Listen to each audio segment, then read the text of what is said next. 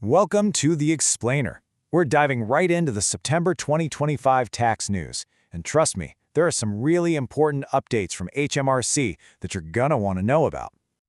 So here's how we're going to break it down for you. First up, we'll look at where HMRC is cracking down right now. Then we'll get into some big changes on the horizon that you'll need to prep for. And to wrap it all up, we've got a fascinating and kind of wild story about AI and tax. All right, let's jump right in. Section 1 is all about where HMRC is really focusing its attention. We're talking about new crackdowns and what you need to be watching out for. So, if you're self-employed, this is the question you need to be asking yourself. Are your business expenses really 100% for business? This gets to the heart of what's known as private use adjustments, and believe me, it's a huge focus for HMRC at the moment. And look, this isn't just some random new thing. HMRC actually ran a big trial campaign with something like 600,000 people, and what did they find? Widespread, inaccurate reporting. Yeah. So the upshot is pretty clear, right? You should absolutely expect more investigations into business expense claims. So what's this all about? It boils down to one simple idea, the wholly and exclusively rule. You know, if you use your phone for work and for personal calls, you can only claim the business part. The big change now is that HMRC is getting way stricter. Your split has to be accurate, and you need to be able to prove it. Getting this right has never been more important. Okay, let's shift gears a bit and talk about property. HMRC has put out a pretty stern warning about stamp duty, or SDLT.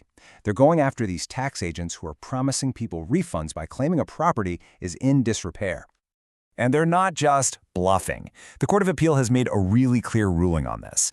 Basically, buying a fixer-upper, even if it's a total wreck, doesn't mean you can suddenly claim it's non-residential just to get a lower tax rate. The court says, nope, it's still a house, it's considered residential, period. Now this next one is a classic battleground for retailers, especially if you sell something that needs installation, like kitchens or flooring. It's all about that. The retailer says, hey, we just sell the goods. The fitting is a separate deal.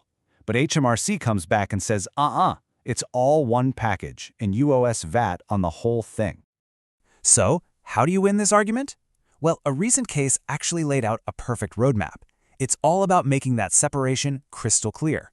You need things like in-store signs, a separate contract between the customer and the fitter, and the customer has to pay the fitter directly. If the retailer is just making an introduction, then HMRC's case pretty much crumbles. Okay, let's move on to our next section and look at what's coming down the pipeline. We're not talking about crackdowns here. These are fundamental changes to the rules that you really need to get ahead of. And this first one is a biggie, especially for employers. Starting in April 2026, Statutory Sick Pay, or SSP, is getting a major overhaul. They're getting rid of the 3-day waiting period and the earnings threshold. This is a huge expansion of employee rights. So let's just spell out what's changing. 1. Sick pay will start from day 1. 2. There's no minimum earnings level anymore, so more people will qualify. And 3. There's a new way to calculate it for low earners. The bottom line for any business is simple. Your payroll systems need to be ready for this. And here is the absolute kicker for businesses. Unlike something like maternity pay, you can't get any of this extra SSP cost back from HMRC. It's a direct hit to your bottom line. That means you really need to start forecasting and budgeting for this now. All right, switching over to a change that affects individuals, I want you to remember one number, £35,000. Why? Because if you get the winter fuel payment and your income is over that amount, HMRC is going to start taking it back.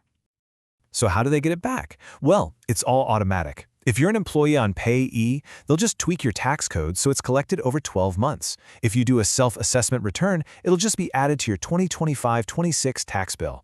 Pretty straightforward either way.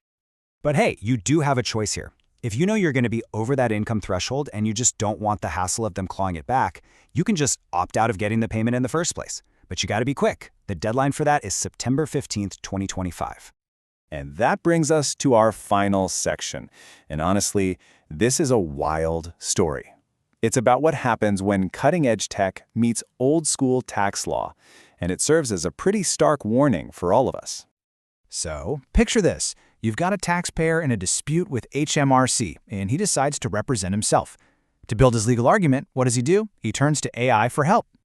And this is where it gets crazy. The AI comes back with these 3 legal cases that perfectly support his argument. It sounds great, right?